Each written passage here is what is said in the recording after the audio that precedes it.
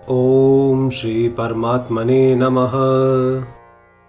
धृतराष्ट्र के प्रश्न का उत्तर संजय आगे श्लोक से देना आरंभ करते हैं।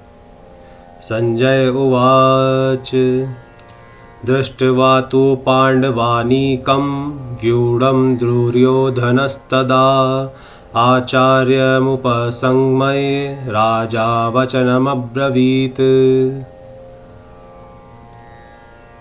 तदा जिस समय दोनों सेनाएं युद्ध के लिए खड़ी हुई थीं, उस समय की बात संजय यहाँ तदा पद से कहते हैं।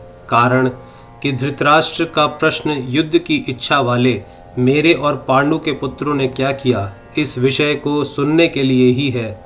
दृष्ट्वा पांडवानीकं व्यूढम, पांडवों की वज्रव्यूह से खड़ी सेना को देखने का तात्पर्य है कि पांडवों की सेना बड़ी ही सुचारू रूप से और एक ही भाव से खड़ी थी, अर्थात उनके सैनिकों में दो भाव नहीं थे, मतभेद नहीं था। उनके पक्ष में धर्म और भगवान श्री कृष्ण थे। जिसके पक्ष में धर्म और भगवान होते हैं उसका दूसरों पर बड़ा असर पड़ता है। इसलिए संख्या में कम होने पर भी पांडवों की सेना का तेज प्रभाव था और उसका दूसरों पर बड़ा असर पड़ता था। अतः पांडव सेना का दुर्योधन पर भी बड़ा असर पड़ा, जिससे वह द्रोणाचार्य के पास जाकर नीति युक्त गंभीर वचन बोलता है।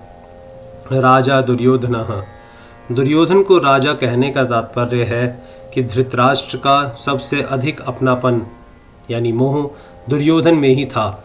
परंपरा की दृष्टि से भी युवराज दुर्योधन ही था। राज्य के सब कार्यों की देखभाल दुर्योधन ही करता था। धृतराष्ट्र तो नाम मात्र के राजा थे। युद्ध होने में भी मुख्य हेतु दुर्योधन ही था। इन सभी कारणों से संजय ने दुर्योधन के लिए राजा शब्द का प्रयोग किया है। आचार्यमुपसंगम्य, द्रोणाचार्य के पास जाने में मुख्यतः 3 कारण मालूम देते हैं।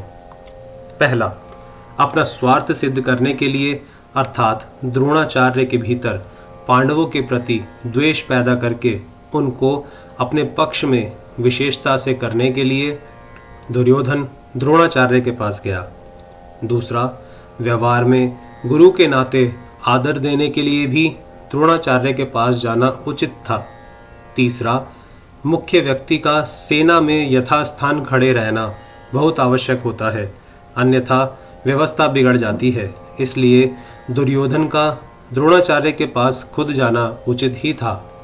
यहाँ शंका हो सकती है कि दुर्योधन को तो पितामह भीष्म के पास जाना चाहिए था, जो कि सेनापति थे, पर दुर्योधन गुरु द्रोणाचार्य के पास ही क्यों गया? इसका समाधान यह है कि द्रोण और भीष्म दोनों उभय पक्षपाती थे, अर्थात वे कौरव और पांडव दोनों का ही पक्ष रखते थे।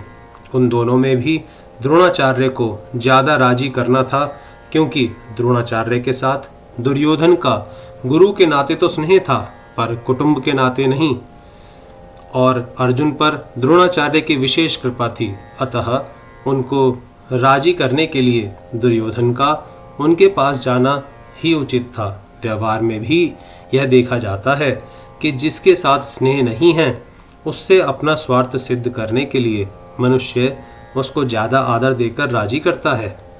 दुर्योधन के मन में यह विश्वास था कि भीष्म जी तो हमारे दादाजी हैं, अतः उनके पास ना जाऊं तो भी कोई बात नहीं है। न जाने से अगर वे नाराज भी हो जाएंगे तो मैं किसी तरह से उनको राजी कर लूँगा।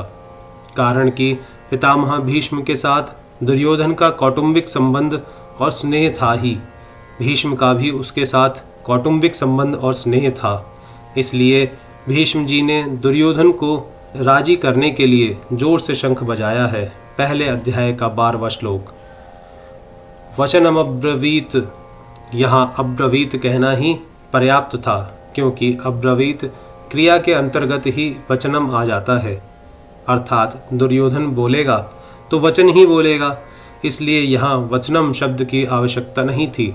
फिर भी वचनम शब्द देने का तात्पर्य है कि दुर्योधन नीति युक्त गंभीर वचन बोलता है, जिससे द्रोणाचार्य के मन में पांडवों के प्रति द्वेष पैदा हो जाए और वे हमारे ही पक्ष में रहते हुए ठीक तरह से युद्ध करें। जिससे हमारी विजय हो जाए, हमारा स्वार्थ सिद्ध हो जाए।